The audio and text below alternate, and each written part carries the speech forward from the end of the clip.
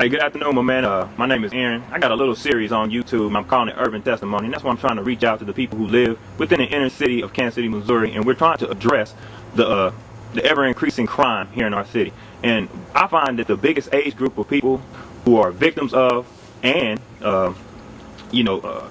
people who commit these crimes are in a teen age group nowadays. It seems to be getting younger and younger. So I just want to know what you felt about it as a citizen of Kansas City.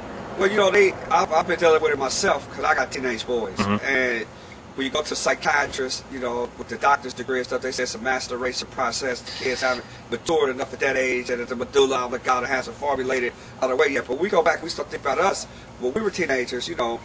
We were probably as deep, but some of our partners were in as deep. We did some things too. It's just a matter of choice and have enough information to make that choice with.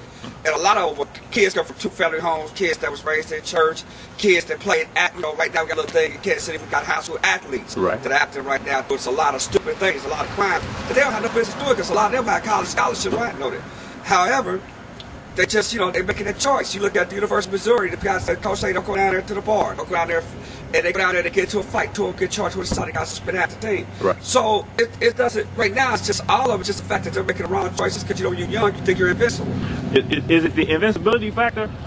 It's a lot. Is that invincibility factor coupled with the fact that people feel like they have to be loyal to the people that they grew up with, despite the fact that those people may be doing things that are against the law? And a lot of this, we've always been in the situation where we run with our boys. Right.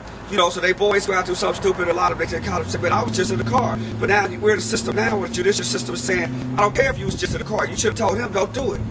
Right. So now if you ride in a car, we're trying to get them stuff. If you're riding in a car with your partner and he sees somebody down the street he don't like, he pull it out and he start popping at him. If he kill him, you get charged with murder too because you didn't tell him don't do it.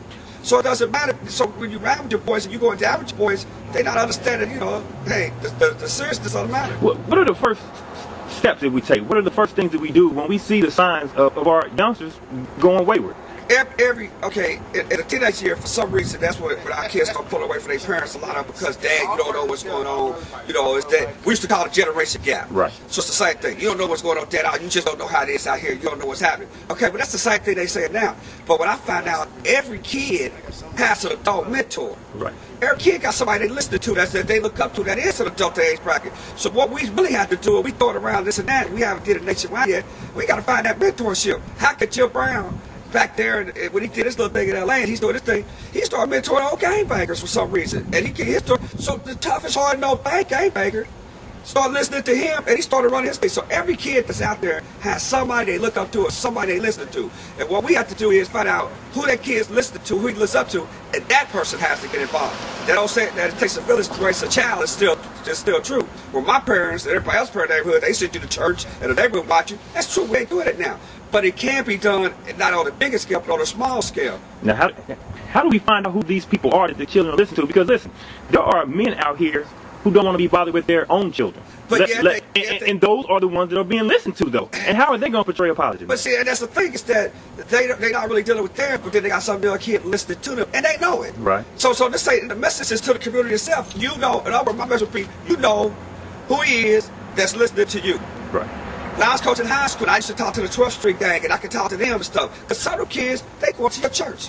They in your church out there in the audience because mom and them made them go and beg them to go. They in that church. Right. They in the little things that function your community centers and everything else. So they are listening. They got coaches they listen to. Younger brothers that had little league teams stuff, bring them up. They got them. So the young brother that's out there, man, that's selling drugs, whatever, and he don't want that kid looked at. He got to change his ways too and get that youngster because that youngster picked it up from him.